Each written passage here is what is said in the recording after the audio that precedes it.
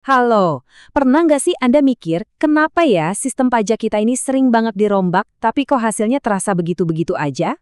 Nah, di analisis kali ini, kita bakal bongkar tuntas fenomena siklus reformasi pajak di Indonesia. Dan yang paling penting, kita nggak cuma bahas masalahnya, tapi kita juga akan memetakan peta jalan yang jelas banget untuk memperbaikinya, tentunya dengan menggunakan standar dan praktik terbaik internasional. Coba deh perhatikan pertanyaan krusial ini.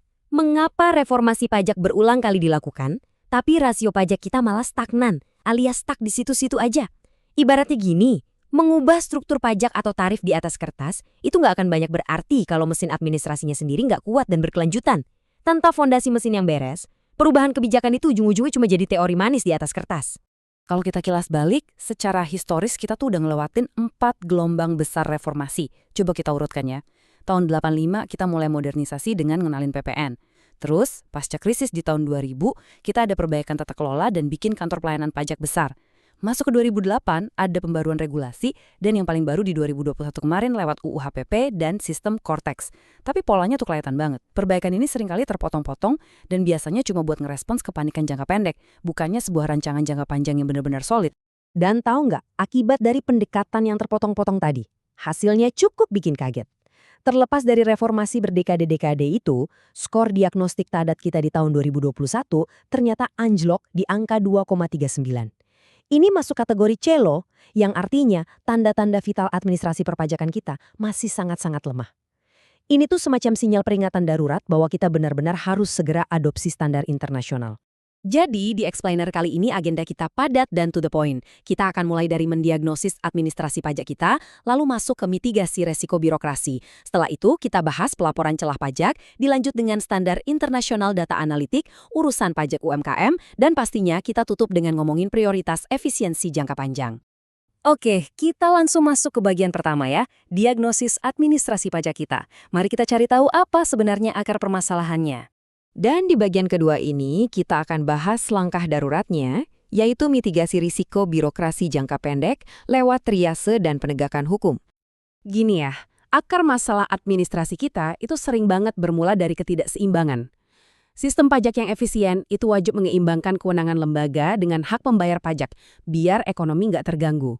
Makanya, langkah triase pertama kita adalah penegakan aturan yang benar-benar kredibel.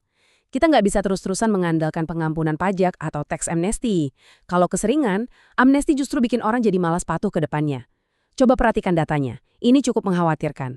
Laporan PPATK nunjukin ada sekitar 5,7% di tahun 2023 dan 3,3% di tahun 2024 transaksi mencurigakan yang terkait langsung sama pajak dan bea cukai. Ini jadi bukti mutlak kalau penegakan hukum berbasis data pihak ketiga adalah langkah darurat pertama yang harus diambil. Nah, kuncinya itu ada di desentralisasi. Seperti yang pernah dibilang sama Corsi Verte di tahun 2013, modernisasi administrasi pajak itu peluang suksesnya lebih besar kalau kewenangannya nggak numpuk di satu lembaga aja.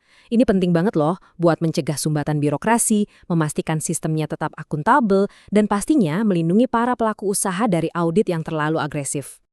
Sekarang kita lanjut ke bagian ketiga, manfaat pelaporan celah pajak, alias gimana cara kita melacak penerimaan yang hilang. Buat yang mungkin belum familiar, celah pajak atau tax gap itu simpelnya adalah selisih antara pajak yang seharusnya dibayar menurut undang-undang dengan yang benar-benar terkumpul secara sukarela. Di Amerika Serikat, IRS itu rutin banget buka laporan celah pajaknya ke publik dan mereka berhasil memetakan ada potensi pemulihan sekitar 17,6%. Begitu juga ATO di Australia, mereka transparan soal celah bersih mereka yang ada di angka 7,5%. Lah, kalau di Indonesia gimana? Pelaporan kita sejauh ini masih ad hoc, alias kadang-kadang aja. Dan itu pun seringkali cuma fokus di PPh dan PPN. Padahal ya, manfaat dari publikasi laporan yang rutin itu luar biasa besar. Ia bakal memaksa administrasi kita untuk bekerja secara terukur dan jauh lebih transparan. Masuk ke bagian keempat, standar internasional data analitik. Yang ibaratnya adalah mesin utama pengumpulan pajak kita.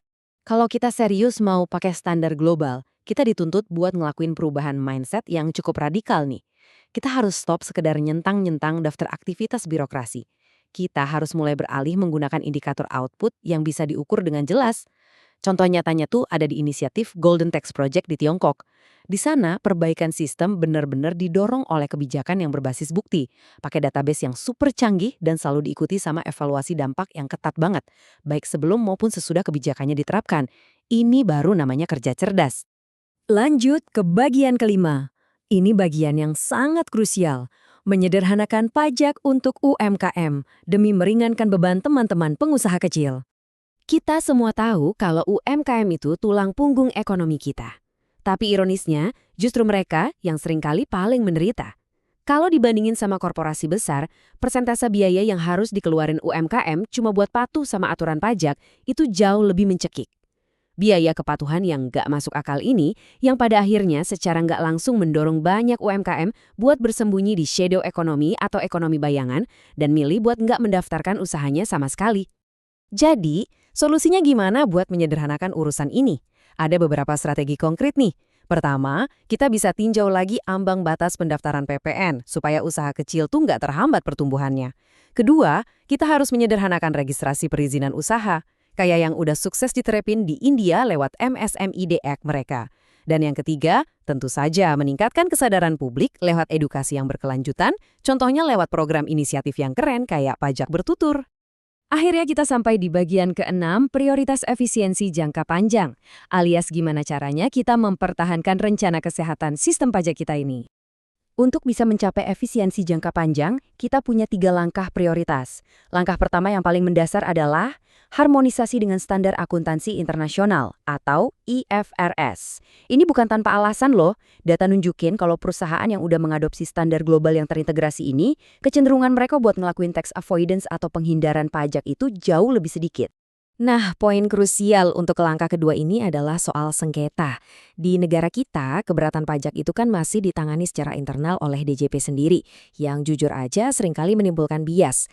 Kita sebenarnya bisa banget belajar dari Uni Eropa, yaitu dengan memindahkan penyelesaian sengketa pajak yang terus-terusan berulung ini ke proses arbitrase yang independen. Kalau ini dilakuin, kita bisa hemat banyak biaya, pengadilan pajak nggak bakal overload, dan pastinya menjamin proses yang jauh lebih adil dan netral.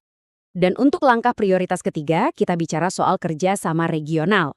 Di era sekarang yang transaksinya udah lintas batas, kebijakan pajak tuh nggak bisa lagi berdiri sendiri.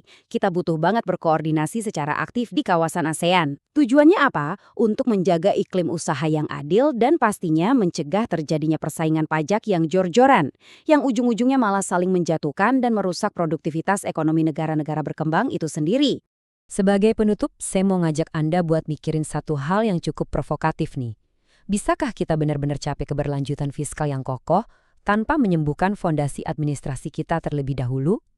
Ingat ya, ngutak-ngatik tarif di permukaan itu nggak akan ada artinya kalau kita nggak punya data analitik yang terukur, penegakan hukum yang benar-benar kredibel, dan sistem birokrasi yang efisien buat semua lapisan masyarakat. Fondasi inilah PR besar yang harus kita perbaiki dari sekarang. Terima kasih banyak ya sudah nemenin saya mendalami analisis penting ini sampai selesai.